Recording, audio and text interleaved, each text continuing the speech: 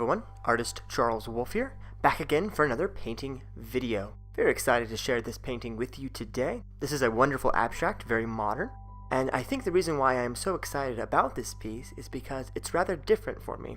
It's very sleek, and it is relatively simple to recreate. We're going to start with some titanium white, using my large 3-inch brush there, large 3-inch chip brush specifically. I'm just using pure titanium white and a little bit of water mixed in to let it run. This is acrylic paint that I'm using, and I have a 16 by 20 inch canvas that I'll be working on today. Here I am going to begin by putting in a white square that covers most of the canvas. We're going to start about 2 inches below the top of the canvas, and we're going to run that all the way to the bottom. Then we are going to go about 1 inch from the right hand edge of the canvas. I'm going to run some white right along the edge of the canvas as well, but basically I'm forming a giant upside down L of the canvas being left alone. The rest of it is going to be white. It's rather faint, it's kind of hard to see, so I'll say it again. I'm creating a square, starting about 2 inches from the top of the canvas, going all the way to the bottom, and going to run that square all the way almost to the far right hand corner, the edge of the canvas. About 1 inch away, I'm going to stop. So the part that you can see, there's a slight difference there. That's the unpainted canvas, and the rest of it is left exposed.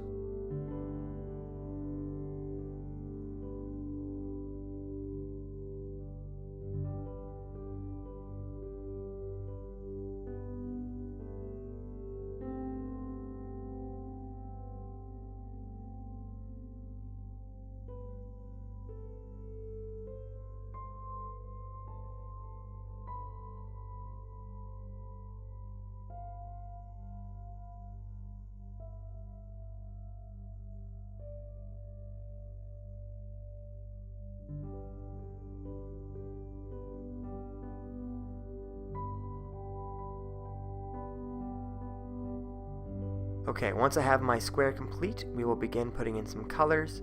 The first step, of course, is getting nice, even coverage with this white square of paint. I've looked at a lot of artists and a lot of abstract artists, and many of them take this approach where they leave a good amount of white showing on their canvases. It's very bright, it's very modern, like I said, has a great aesthetic, and I wanted to attempt one of my own. And this is my approach to using color very minimalistically. We're also going to be extremely geometric with this painting and establish some strong geometric lines, forming again, like I said, an L. Here I've taken my bright brush, very sharp flat edge on the end of that brush, taking a bit of the Cobalt Blue, and I'm going to mix it with some Mars Black. Now we want more blue than black. Black is a powerful color. You don't need a lot of black to make something darker. In fact, we don't want it to be too dark, so be careful with the amount of black that you incorporate into the blue. You just need a little bit of the black compared to the blue. We want a nice, deep, kind of grayish blue. That's what we're looking for. That Cobalt Blue is a nice mid-tone light blue, so putting a little black with it will get a nice gray tone. Now this paint may hit some of the white I already have on my canvas, which will lighten it up as I apply pressure. Here I'm going to create a reasonably straight line. It doesn't have to be perfect, but the more straight you can get it, the better it's going to look. You can see that it's getting lighter at the bottom there, and that's because some of that white is being incorporated into the mix. I just flip the brush around, and I continue with my line. I'm going to go nearly to the top. In fact, I'm going to go all the way to the top of the canvas with this line. You can see I have a very straight edge on the left-hand side and a very ragged, dirty edge on the right-hand side. And that's part of the aesthetic, so we want to leave that nice ragged edge. Don't clean it up, don't brush over it. One clean stroke is what we're looking for. Same thing here, I'm just dragging it along as straight as I possibly can. And you can see now I have a ragged edge on the bottom and a cleaner straight edge at the top. I'm going to go right back into my blue, grab a bit more of the black, some of the white creeped in there. Blend that together, a little bit of darker mixture. In a few spots here I want to add some more paint.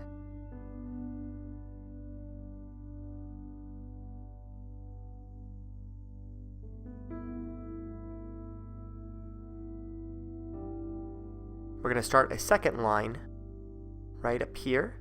I have a patch of white right above that line that I put on at the beginning. And in between the two lines that you see I'm creating there is blank canvas. Untouched, no paint on it. There's nothing in between but blank.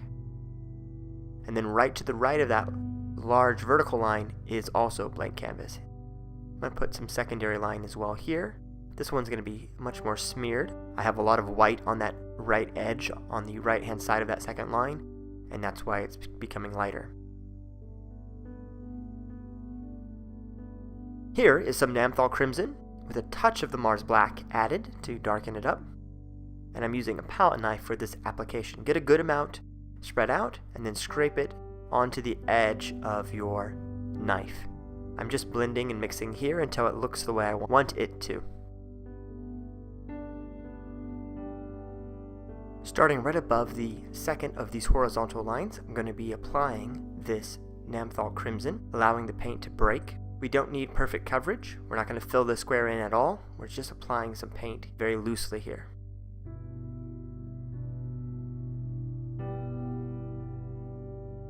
I really like the aesthetic of the actual canvas showing through. So again, I'm being careful not to cover up everything. I started with the darker mixture of the black and the red, and I'm going to be adding more crimson to it as I go along, eventually transitioning into pure crimson. You can see I've formed a point on the left hand side, and then here I'm going to smear right across the top of this second lighter vertical line. Some more pure Naphthol Crimson, a bright burst of red at the top there, dragging downwards. Some more of the crimson, filling in the very top edge of that square. Pure, bright, bold color. And some more crimson right here, the top of the two lines. Again, it's okay if it doesn't perfectly cover. In fact, I don't want perfect coverage. I want it to be splattered and somewhat randomized. Allow some of the white to show through, a good deal of it in fact. This painting is mostly white. We're not going to be covering thick layers like I normally do, which is why it's so different for me to be using quite so much white. I did a pair of abstracts, I would say a couple of months ago, that had a good deal of white added to them at the end. Here, I'm taking the opposite approach. Here, I'm starting with a lot of white and adding color very sparingly. Taking my 3-inch brush again, I'm going to smear some of this crimson out, flare it out like that. I put some pure titanium white on that brush when I started, and now it's catching a little bit of the gray and the red. I'm going to gently smear the gray down here with some white.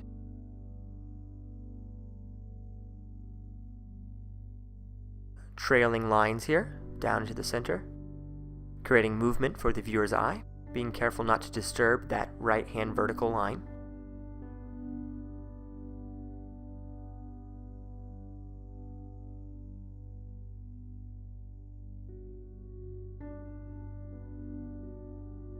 Alright, back to my bright brush with some Cobalt Blue and some Mars Black. I'm going to fill in this line again, make it darker, trying to keep it as straight as I possibly can, and if it's a little bit crooked, that's okay too.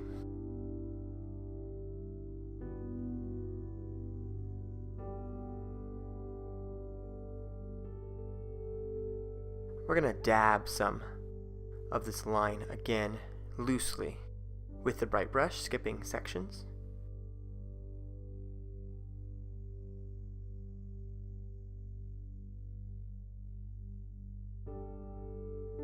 Using my intuition here where I feel like there should be some more paint, somewhat randomly. If you recreate this painting yourself, yours might turn out looking a little different than mine, and that's okay. In fact, it'll make it more original. Thickening that top line there. I'm going to grab my dirty brush again and smear down from the fresh paint I just put on the canvas, blending that down into the white. Little strokes, increasing the smear into the white of the square.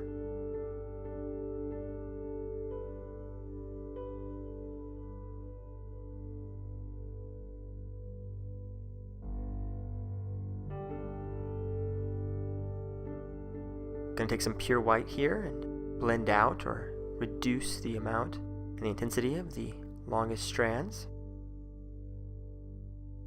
Back to my Cobalt Blue and the Mars Black with my bright brush. Again, intensifying this line down on the side.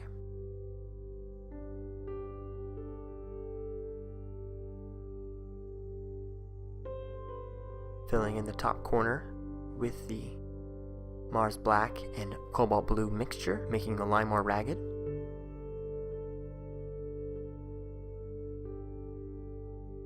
Again with my 3-inch brush and the titanium white. Feel like it's too intense right there. I'm going to cover that over with the white. Because I did it so lightly with the blue, it's fairly easy to blend away. Going to add a little more black right underneath this red. Don't cover it up though, just underneath it.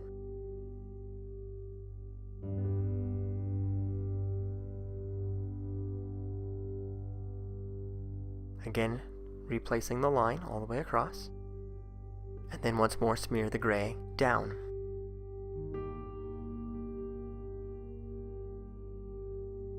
This is a process, so I'll smear, replace, smear, gently replace. Take a little more right onto the brush. Back to some pure Naphthol Crimson with my palette knife. Right again at the top here. Again, increasing the intensity of that red. I want it to shimmer against the gray. Very intense, very hot color, Naphthol Crimson. And again on this side over here, creating a line with the very edge of my knife, cutting through the layers of paint. Turning it on its side. That red just shimmers and pops, and it's very, very cool. Make quite the statement on someone's wall. You walk into a house and there's this mostly white canvas with the pop of the red and the cool tones of the blue, or in this case gray. Very fun.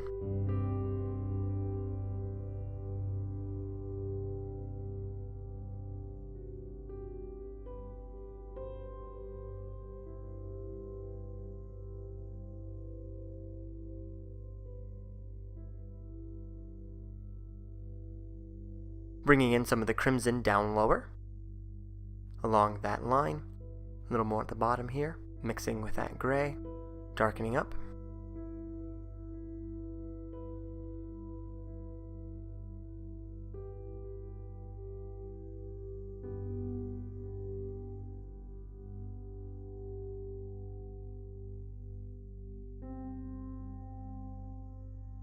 I'm going to take my knife and scrape off some of the excess gray paint, pressing very firmly.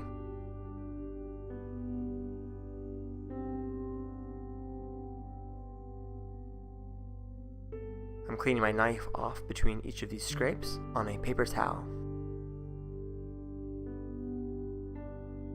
Want some more of that white edge showing. Now I'm smearing through this, scraping off some of the excess. Back to the titanium white with my 3-inch brush, bringing in the white and purifying a few sections, and then blending.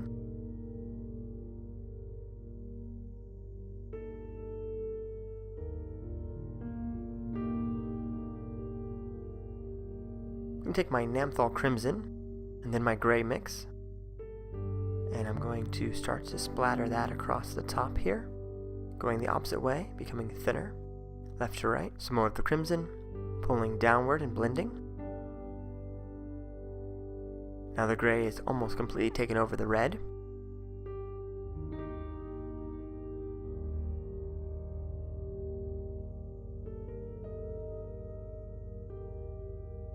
Then I'm going to go back and immediately pull off some of that excess paint by scraping it off with the clean knife.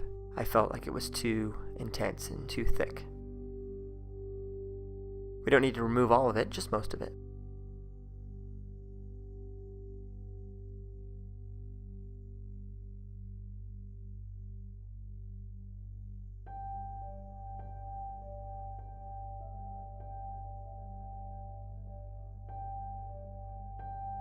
Scraping left to right here. I'm going to take my titanium white with a flat wash brush and very gently, with lots of white, begin to clean up the bottom edge of this new line.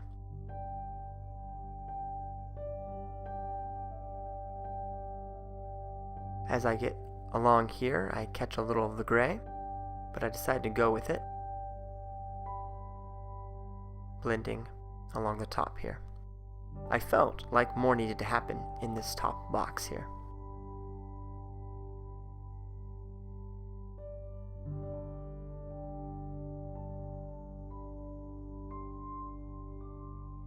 So a nice gentle light gray blending with the brush.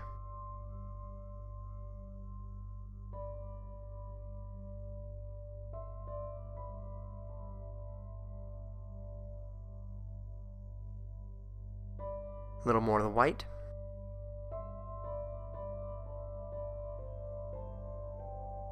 Covering up some of the light gray, continuing to blend through this process.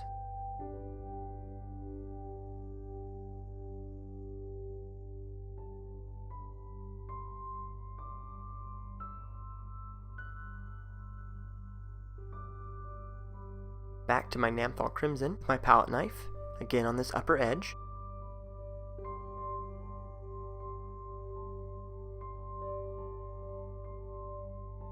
Grabbing every ounce of that crimson off my palette there, blending downwards. Bringing in some more of the gray down here.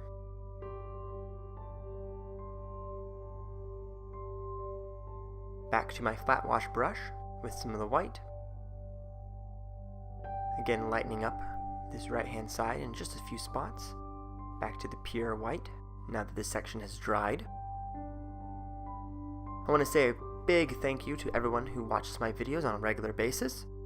If you haven't subscribed already, please do so. Every subscriber helps keep me motivated to produce more paintings, and I appreciate everyone who's left very nice comments. If you'd like to let me know what you think of this painting, please do so in the comments below. I love to hear from you all and to reply back. Here's my final piece. Thanks for watching.